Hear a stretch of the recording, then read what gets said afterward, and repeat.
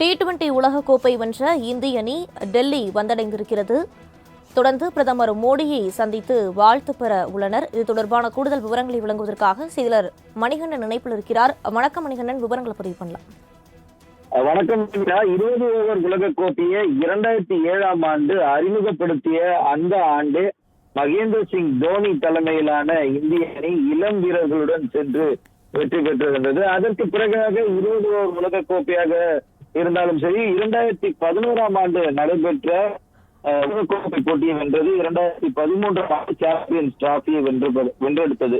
அதற்கு பிறகாக கிட்டத்தட்ட 17 ஆண்டுகள் எந்த ஒரு உலகக்கோப்பையுமே, அதாவது ஐசிசி நடத்தக்கூடிய தொடர் போட்டிகளையுமே இந்தியாவால வெல்ல முடியவில்லை என்பது இந்தியர்கள் அணியினரும் அதே போல இந்திய ரசிகர்களிடையே பெரிய ஏமாற்றமாக இருந்த நிலையில இந்திய அணி 20 ஓவர் உலகக்கோப்பை வென்றெடுத்து தற்போது நாடு திரும்பியிருக்கிற கார்பனத்தில் ஏற்பட்ட பேரின் காரணமாக அவர்கள்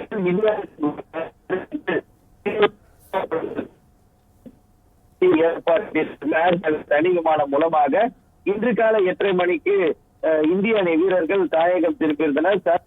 அவர்கள் தங்கியிருக்கக்கூடிய நட்சத்திர விடுதியில உலக கோப்பையை வைத்தவர் டிசைன் செய்யப்பட்டிருக்கக்கூடிய கேக்கை வெட்டி அந்த மகிழ்ச்சியை வெளிப்படுத்தி வருகின்றனர்.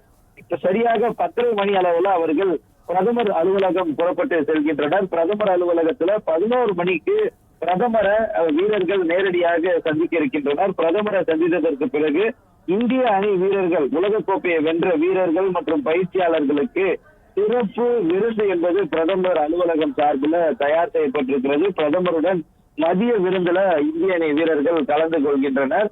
பிறகு 2 மணிக்கு டெல்லியிலிருந்து புறப்பட்டு 5 மணி அளவுல மெரைன் மும்பையில் அமைந்திருக்கக்கூடிய அந்த சாலையில விக்டரி பரேட் என்பது நடைபெற இருக்கிறது.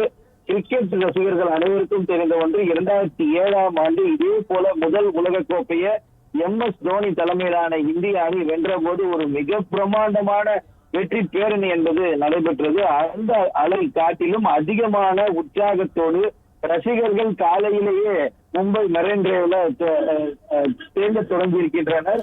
இன்று மாலை நடைபெறக்கூடிய விக்டரி பரேட் என்பது மிக பிரம்மாண்டமான அளவுல இருக்கும் என எதிர்பார்க்கப்படக்கூடிய நிலையில தற்போது தாயகம் திரும்பிய வீரர்கள் அவர்களது விடுதியிலிருந்து பிரதமர் அலுவலகம் புறப்பட தயாராகி இருக்கின்றனர். பிரதமர் அலுவலகத்துல மதிய விருந்தை முடித்துவிட்டு புதுடெல்லியிலிருந்து மும்பை பயணப்படுகின்றனர்.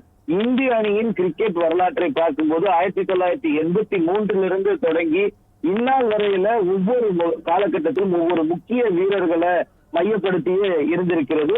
அந்த அளவுல MS தோனியின் பங்கு மிக முக்கியமாக இருந்தாலும் அதற்கு பிறகாக ஒரு உலக கோப்பையை வெல்ல முடியவில்லை என்பதே ரோஹித் சர்மாவின் மீது இருந்த ஒரு மிகப்பெரிய ஒரு சுமையாக இருந்தது. அதையும் தற்போது ரோஹித் சர்மா வென்றெடுத்து கொடுத்திருக்கிறார். இந்திய அணி கிரிக்கெட்ல அபரிமிதமான வளர்ச்சியை அடைந்திருக்கிறது. ஒரே நேரத்துல ஒரு அணியை கட்டமைக்கவே மற்ற சில நாடுகள் தடுமாறும் இந்த சூழல்ல ஒரே நேரத்துல 3 பலம் வாய்ந்த அணிகளை ஒரே நேரத்துல கட்டமைத்து 3 தொடர்கள்ல விளையாட வைக்கும் அளவிற்கான வீரர்கள் இந்திய கிரிக்கெட் அணியில BCCIயிடம் இருக்கின்றனர் என்பதை ஏற்கனவே இந்திய அணி நிரூபித்திருக்கிறது. இனி வரும் காலங்களிலும் கூட நடைபெறக்கூடிய ICC தொடர்கள்ல இந்திய அணி அடுத்தடுத்து பல உலக கோப்பைகளை, சாம்பியன்ஸ் டிராபிகளை, டெஸ்ட் மேட்ச்களை வெல்வதற்கான வாய்ப்பு இருப்பதாகவே இந்த அணியின் வெற்றி என்பது பார்க்கப்படுகிறது.